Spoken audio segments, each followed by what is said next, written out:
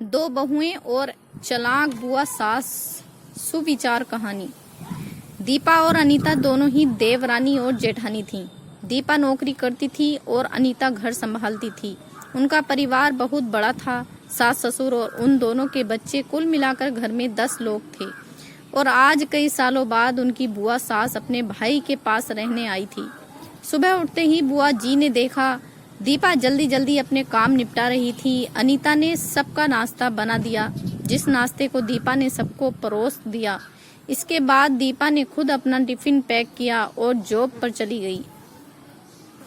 अनीता ने फिर दोपहर का खाना बनाया और थोड़ी देर बैठ गई अपनी सास और बुआ सास के पास।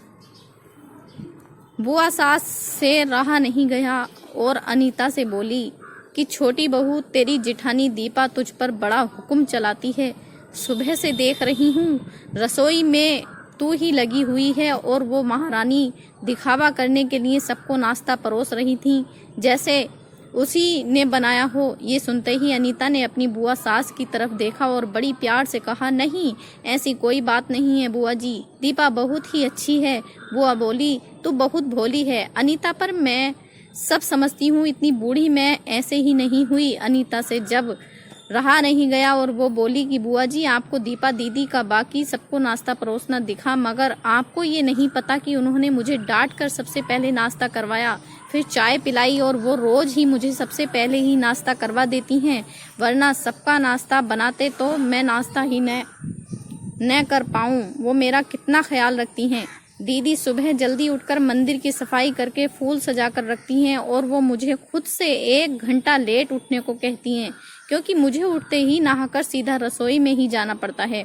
शाम को ऑफिस से आते वक्त दीदी बाजार से सब्जियां भी लेकर आती हैं, क्योंकि हमारे हस्बैंड रात को लेट हो जाते हैं। और दीपा दीदी ने सासू माँ को बाजार जाने के लिए मना किया है, क्योंकि माँ जी अब 60 साल से ऊपर की हो चुकी हैं, कहीं बाजार जाते समय उन्हें तकलीफ न हो जाए। वैसे भी उन्हें घुटनों की परेशानी है और जब माँ जी को घूमने का मन होता है तो दीपा दीदी छुट्टी करके खुद उनको घुमाने लेकर जाती हैं।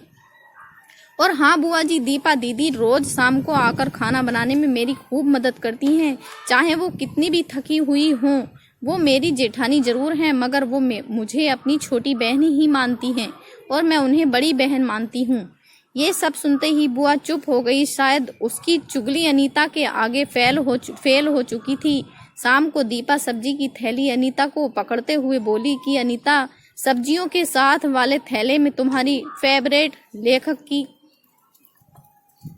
किताब भी लाई हूँ। ये सुनकर अनीता खुश हो गई और बोली, थैंक्स दीदी। अनीता सब्जी की थैली किचन में रखी और किताब रखने अपने कमरे में चली गई। तभी बुआ जी ने दीपा को आवाज दी, बड़ी बहू जरा यहाँ आना।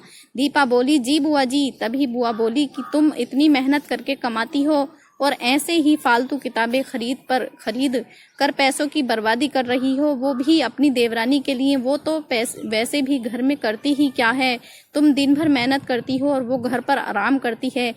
इस बात पर दीपा मुस्कुराई और बोली, क्या बुआ जी, आराम? और अनीता, उसे तो कहकर कर आराम करवाना पड़ता है। सुबह से बेचारी लगी ही रहती है।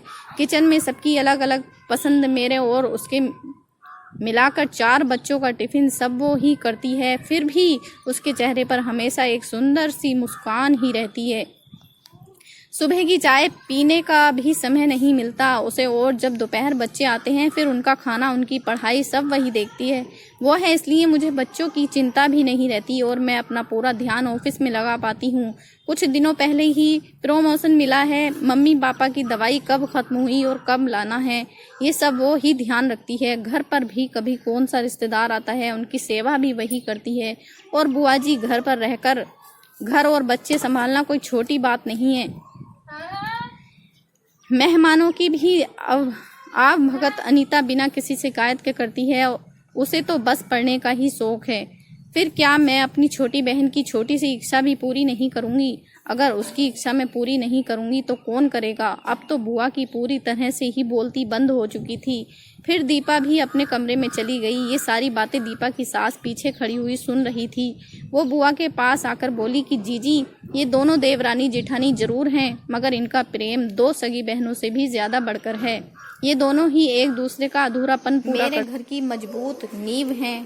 पहले मैं भी एक बुरी सास थी और हमेशा ही मैं इनको लड़ाने की ही सोचती थी, लेकिन इनके प्रेम के आगे मैं भी पिघल गई। और वैसे भी इनको लड़वाकर नुकसान तो हमारे ही घर का है न, इसलिए मैं भी इनके ही प्रेम में मिल चुकी हूँ। लेकिन ये बातें दीपा और अनीता की बुआ सास को समझ नहीं आई और वो मुंह घुमाकर अपने कमरे में चली गई, क्योंकि वो तो इनको लड़वाने ही आई थीं। लेकिन दीपा और अनीता जैसी बहुओं के बीच दरार पैदा करना बिल्कुल नामुमकिन था। और दोस्तों, अगर दीपा अनीता जैसी बहू बेटी हर घर में हो तो उनके प्यारे घर को बड़ी से बड़ी ताकत भी नर्क नहीं बना सकती। वाकई में ऐसी बहुएं हर घर में हो तो हर एक घर स्वर्ग बन सकता है। आप इस कहानी के बारे में क्या कहेंगे दोस्तों? दो बहुएं और चालाक बुआ सास सुविचार हिंदी कहानी को पढ़ने के लिए धन्यवाद। आपको ये कहानी कैसी लगी नीचे कमेंट करके हमें ज़रूर बताइएगा। अगर आपको ये कहानी पसंद आई हो तो अपने दोस्तों के साथ ज़रूर शेयर करें और ऐसी ही प्यारी कहानियाँ सुनने के लिए हमारे YouTube चैनल से जुड़ें।